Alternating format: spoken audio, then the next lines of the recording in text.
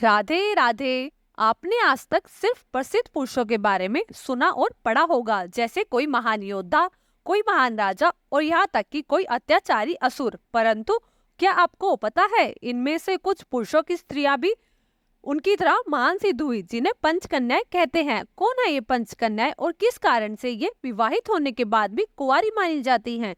इन 5 कन्याओं में से 3 कन्याओं का जन्म तो त्रेता युग में हुआ था तथा 2 कन्याओं का जन्म द्वापर युग में हुआ था। क्यों कहा जाता है पंचकन्या महारत्ने महापातक नाशनम? पंचकन्याओं के इस मंत्र का जाप करने से महापाप भी खत्म हो जाता है। चलिए जानते हैं आखिरकार ये पंचकन्याएं कौन है। आपसे रिक्वेस्ट है, वीडियो को पूरा देखें, क्योंकि आपने ऐसा कभी सुना ही नहीं होगा। वाल्मीकि रामायण के बाल्यकांड में देवी अहिल्या के चित्र के बारे में सुनने व देखने को मिलता है।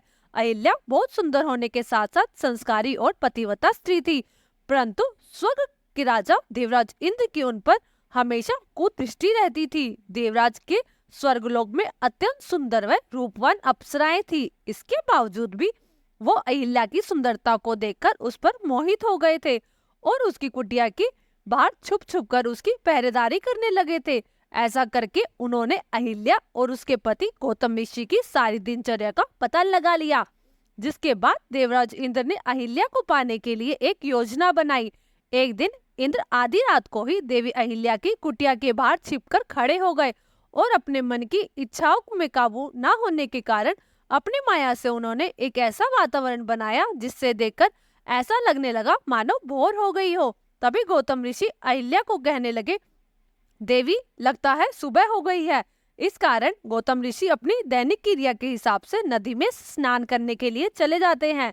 गौतम ऋषि को बाहर जाते हुए देख कुछ ही क्षण बाद इंद्र गौतम ऋषि का वेश बनाकर कुटिया में प्रवेश कर जाता है, जिसे देख अहिल्या को हैरानी हुई, परंतु उसे अपना पति समझकर और उसकी ऐसी प्यार भरी बातें सुनकर अहिल्या को सब कुछ बोलकर उसके साथ बैठ जाती है। उधर गौतम ऋषि जैसे ही नदी के पास जाते हैं और देखते हैं अभी तो भोर ही नहीं हुई है, वो समझे अवश्य ही कुछ अनहोनी होने वाली है। वो शीघ्रता के साथ अपनी कुटिया में वापस आते हैं और देखते हैं उन्हीं का वेश धारण किए हुए कोई पुरुष उनकी स्त्री के साथ बैठा है। ये सब देख वो क्रोध से व्याकुल हो गए और जैसे ही अहिल्या ने अपने पति को देखा तो वह समझ गई कि ये तो कोई छलिया है। क्रोध में आकर गौतम ऋषि ने अहिल्या को श्राप दे दिया, तूने जो कार्य किया है इस कारण के चलते तू एक पत्थर की शिला बन जा। अहिल्या अपने पति के चरणों में गिर गई और क्षमा याचना करने लगी, जिससे उसका क्रोध शांत हुआ और उन्होंने कहा, त्रेता युग में जब श्री राम अवतार लेंगे और उनके चरण की रज से तुम्हारा उद्धार होगा। और फिर ऐसा ही हुआ, अहिल्या का उद्धार हुआ, जिसके बाद उन्होंने अहिल्या को आशीर्वाद दिया कि आज से तुम्हें कन्या के रूप में पूजा जाएगा, जिस कारण से वह कुंवारी कहलाती थी। दोस्तों, ये थी गाथा अहिल्या को कन्या रूप में पूजे जाने की। और अब बात करते हैं रावण की पत्नी मंदोदरी की। इनका स्थान भी पंचकन्याओं में दूसरे स्थान पर आता है। पौराणिक कथाओं के अनुसार मंदोदरी की माँ हेमा एक अप्सरा थी और पिता असुरों के राजा मयासुर थे। इसी कारण मंदोदरी अपनी माँ की तरह अत्यंत रूपवान थी, जिस कारण रावण भी उसे देखकर उस पर मोहित हो गया था और उसके साथ विवाह किया था। मंदोदरी रावण की गतिविधियों से भली भांति वाकिफ थी, फिर भी रावण को हमेशा उसके अच्छे की सलाह देती थी, परंतु वो कभी भी उसकी बात को गंभीरता से लेता ही नहीं था। मंदोदरी का विवाह भगवान शंकर के आशीर्वाद से हुआ था और भगवान शंकर ने ही उन्हें हमेशा चिर कुमारी रहने का आशीर्वाद दिया था, जिस कारण से मंदोदरी के बालकों के जन्म के उपरांत भी उसका कुमार्य भंग नहीं हुआ, वो सदैव कुमारी बनी रही। दोस्तों, अब बात करते हैं पंचकन्याओं में आने वाले तीसरे स्थान की। पंचकन्याओं में तीसरे स्थान पर आता है किष्किंधा नरेश की पत्नी तारा। तारा जो थी वो बाली की पत्नी थी। कुछ धार्मिक ग्रंथों के अनुसार तारा बृहस्पति की पौत्री थी और दूसरी तरफ ये कहा जाता है तारा समुद्र मंथन के समय निकली थी। उस समय बाली भी देवताओं के साथ सहायक के तौर पर मौजूद थे। तभी बाली और सुषेण ने तारा से विवाह करने की इच्छा जाहिर की। बाली जो था उस समय वो तारा के बाई तरफ खड़ा था और सुषेण दाई तरफ खड़ा था। तब श्री हरि विष्णु ने इस समस्या को सुलझाते हुए कहा, जो कन्या के दाई तरफ खड़ा होता है वो उसका पति होता है और जो बाई तरफ खड़ा होता है वो उसका पिता है। इस तरह श्री हरि ने तारा का विवाह बाली से करवा दिया और जब एक बार बाली का असुरों के साथ युद्ध हुआ तो उनके छोटे भाई सुग्रीव ने ये अफवाह फैला दी कि बाली की मृत्यु हो गई है, जिसके बाद उसने बाली की पत्नी से विवाह कर लिया। और जब बाली वापस आया तो उसने अपना राज्य और अपनी पत्नी को वापस हासिल कर लिया और सुग्रीव को अपने राज्य से बाहर निकाल दिया, जिसके बाद सुग्रीव ने प्रभु श्री राम की मदद से बाली का वध कर दिया। तब तारा ने श्री राम को कोसते हुए उन्हें श्राप दिया, अब आप भी अपनी पत्नी सीता को पाने के बाद उन्हें वापस खो देंगे। इसके साथ साथ तारा ने यह भी श्राप दिया कि अगले जन्म में मेरे ही पति के हाथों आपकी मृत्यु होगी। इसके बाद द्वापर युग में जब भगवान विष्णु ने श्री कृष्ण के रूप में अवतार लिया, तब जरा नाम के भील के बाण के से उनकी मृत्यु हुई और ये वही भील था जो पिछले जन्म में बाली था।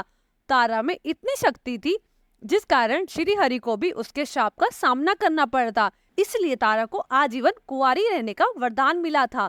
त्रेता युग के बाद अब बात करते हैं द्वापर युग की, ऐसी कन्या की जिसने विवाह से पहले ही बच्चे को जन्म दिया, परंतु इसके बाद भी उसे कुंवारी कहा जाता है। हम बात कर रहे हैं राजा पांडु की पत्नी कुंती की। कुंती राजा पांडु की पत्नी थी तथा 5 पांडवों की माँ भी थी। कुंती अपने महल में आए हुए साधु महात्माओं की सेवा करती थी। एक बार ऋषि दुर्वासा उनके महल में आए और उन्होंने उनसे प्रसन्न होकर उसे एक मंत्र दिया और बताया, तुम भी इस मंत्र का जाप करके जिस भी देवता का स्मरण करोगी वो तत्काल प्रकट हो जाएंगे और तुम्हारी इच्छा पूरी करेंगे। कुंती ने मंत्र के प्रभाव को जानने के लिए ऐसे ही सूर्य भगवान का नाम जपना शुरू कर दिया, जिससे तत्काल सूर्यदेव उनके समक्ष प्रकट हो गए और वरदान के रूप में उन्हें एक पुत्र प्रदान किया। कुंती उस समय अविवाहित थी, जिस कारण उसने अपने उस पुत्र का त्याग करना पड़ा। वही पुत्र आगे चलकर कर्ण के नाम से जाना जाने लगा। राजा पांडु एक ऋषि से श्राप मिला हुआ था, अगर वो किसी भी स्त्री का स्पर्श करेगा तो उसकी मृत्यु हो जाएगी। जिसके बाद कुंती ने दुर्वासा ऋषि से मिले आशीर्वाद से ही अलग अलग देवताओं का मंत्र जप करके अलग अलग संतान को प्राप्त किया। इसी वजह से उन्हें कुंवारी कहा जाता है। दोस्तों, हमारी 5वीं कन्या जिसका नाम पंच कन्याओं की सूची में आता है वो है महाभारत की द्रौपदी। द्रौपदी 5 कन्याओं में से एक है। 5 पतियों की पत्नी थी द्रौपदी। द्रौपदी 5 पुत्रों की माता भी थी, जो अत्यंत रूपवान और धैर्यवान स्त्री थी और इसके बावजूद भी वो सदा कुंवारी कहलाई। परंतु द्रौपदी के चीरहरण के समय जब श्री कृष्ण ने उसकी लाज बचाई थी तो कहा जाता है तभी श्री कृष्ण ने द्रौपदी को सदा ही कुंवारी रहने का वरदान दिया था। दोस्तों, ये थी ऐसी स्त्रियों की कहानी जो सदियों से हमारे इतिहास का हिस्सा रही है। दोस्तों, वीडियो अच्छी लगी तो वीडियो को लाइक करें और शेयर करें और कमेंट में राधे राधे जरूर लिखें और हमारी ऐसी ही वीडियो सुनने के लिए हमारे चैनल को सब्सक्राइब जरूर करें। धन्यवाद।